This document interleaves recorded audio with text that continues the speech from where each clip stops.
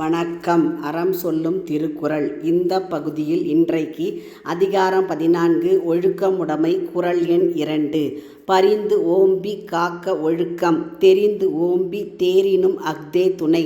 பரிந்து அப்படின்னா வருந்தி, எப்படியாவது கஷ்டப்பட்டாது ஒழுக்கத்தை பேணி காக்க வேண்டும் அப்படிங்கிறார் வள்ளுவர். சாதாரணமாக நம்ம சொல்லுவோம் ஒழுக்கம் தானே, அது என்ன ஒரு பெரிய விஷயம், இருந்துட்டா போச்சு அப்படின்னு. ஆனால் அதை நடைமுறையிலே கடைப்பிடிப்பது அப்படிங்கிறது ரொம்ப ரொம்ப கஷ்டம்.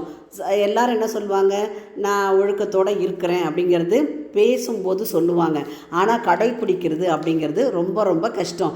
அது கடைப்பிடிக்க கஷ்டமான என்ன பண்ணுவாங்க, இதை விட்டுறலாம், இதை விட்டுட்டு நமக்கு வாழ்க்கையில் வேறு ஏதாவது செஞ்சால் நல்ல பேர் கிடைக்குமா அப்படின்னு யோசிப்பாங்க. இப்போது ஒழுக்கத்தோடு இருக்கிற ஒருத்தனை ஒழுக்கத்திலேருந்து தவற செய்ய இந்த உலகம் நிறைய விஷயங்களில் முயற்சி பண்ணும். கூடவே இருக்கிறவங்க என்ன பண்ணுவாங்க, இவன் எப்படி இந்த ஒழுக்கத்தோடு இருக்கிறான், இவனை ஒழுக்கத்திலேருந்து கொஞ்சமாவது பின்வாங்க செய்வோம், ஒழுக்கம் தவற செய்வோம் அப்படிங்கிறதுக்காக நிறைய முயற்சி பண்ணுவாங்க.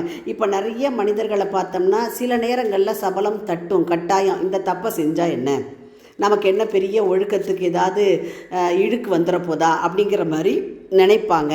ஆனால் வள்ளுவர் சொல்கிறார், எந்த சூழ்நிலையிலையும் ஒழுக்கம் தவறக்கூடாது. இப்போ உடைமைன்னு அவர் சொல்லியிருக்கார் இல்லையா, நம்ம வெளியூருக்கு போகும்போது ஒரு விலை உயர்ந்த தங்க நகையை நம்ம கூட எடுத்துகிட்டு போகிறோம். அது கட்டாயம் நமக்கு தேவை, அதை எடுத்துகிட்டு போகிறோம். எடுத்துகிட்டு போகும்போது என்ன செய்வோம், ரயிலில் பயணம் செஞ்சாலும் சரி, பேருந்தில் பயணம் செஞ்சாலும் சரி, அந்த நகை இருக்கக்கூடிய பெட்டியை ரொம்ப பத்திரமாக வச்சு பாதுகாப்போம். அப்போ ஒரு தங்க நகைக்கே அப்படி நம்ம பார்க்குறோம். ஆனால் இன்றைக்கி தங்கம் விற்கிற விலையில் ரொம்ப கவனமாக தான் அதையும் பாதுகாக்கணும். அப்போ அந்த தங்கத்தை பாதுகாக்கிற மாதிரி ஒழுக்கத்தையும் பாதுகாத்தல் வேண்டும். ஒரு நகைக்கே நம்மளை இது பண்ணுறோம் அப்படின்னா நம்மளுடைய வாழ்க்கையிலே ஒழுக்கம் இழந்துட்டோம் அப்படின்னு சொன்னால் அதை திரும்பி பெற முடியவே முடியாது. ஹரிச்சந்திரன் பொய்யே சொல்ல மாட்டேன் அப்படின்னு ஒரு ஒழுக்க நெறியில் இருந்ததுக்கு எவ்வளோ கஷ்டப்பட்டான் அப்படிங்கிறது நமக்கு கதை மூலமாக தெரியும்.